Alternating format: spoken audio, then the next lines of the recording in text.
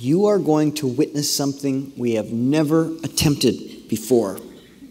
Tonight, the youngest presenter ever will speak. He just turned 12 2 days ago.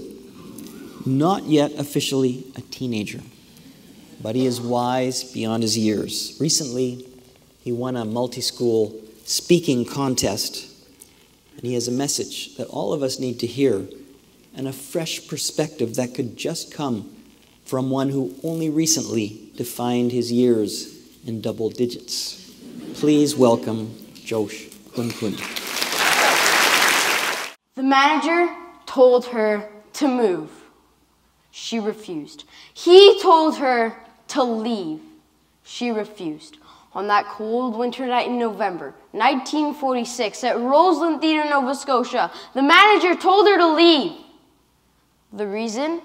She was black. Her name was Viola Desmond. She was charged a large fine for challenging racial segregation, which she refused to pay. Viola Desmond's case was the most impactful case of racial discrimination in Canadian history.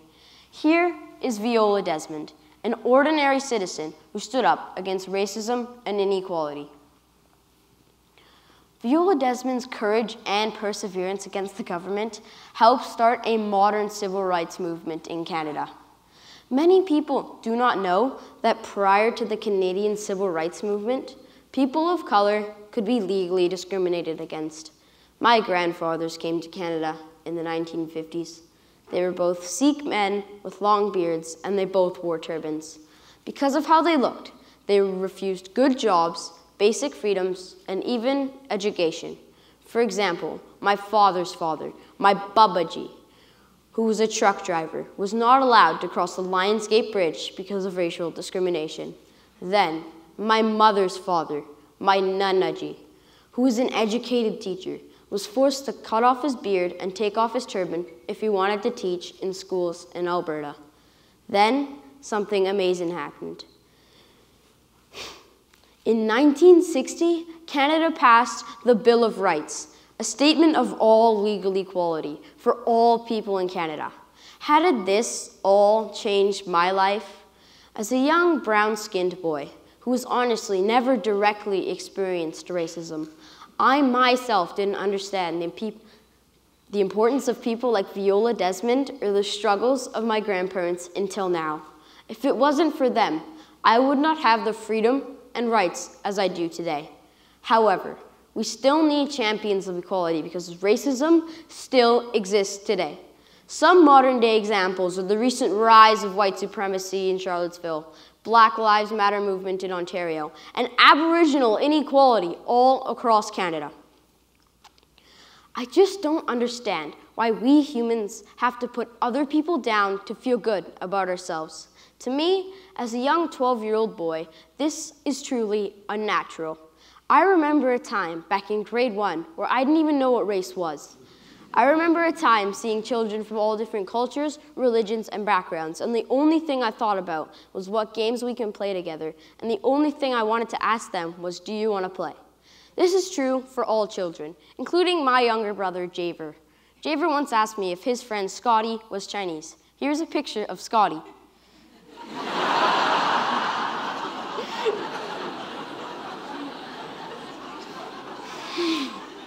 We children do not see inequality. We do not have racist thoughts. These are all taught to us by adults. It is vital that we as humans come together and learn to love each other for who we are. In fact, racism doesn't even exist in the animal kingdom at all.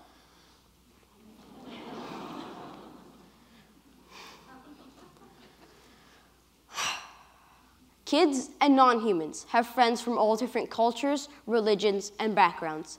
And we all respect each other for our differences and our similarities.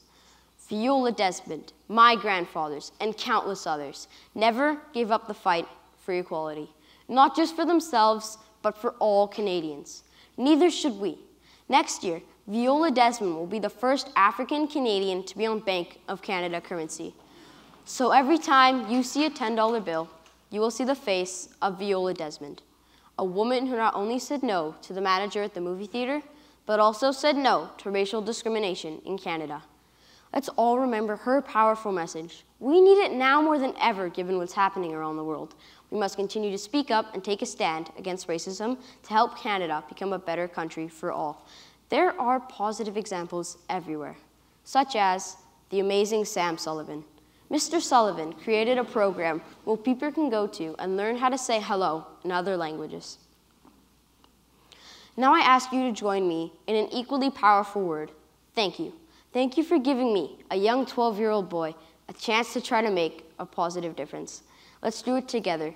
I will say thank you in a different language, and the slide will appear on the screen. Please repeat it after me. Merci. Merci.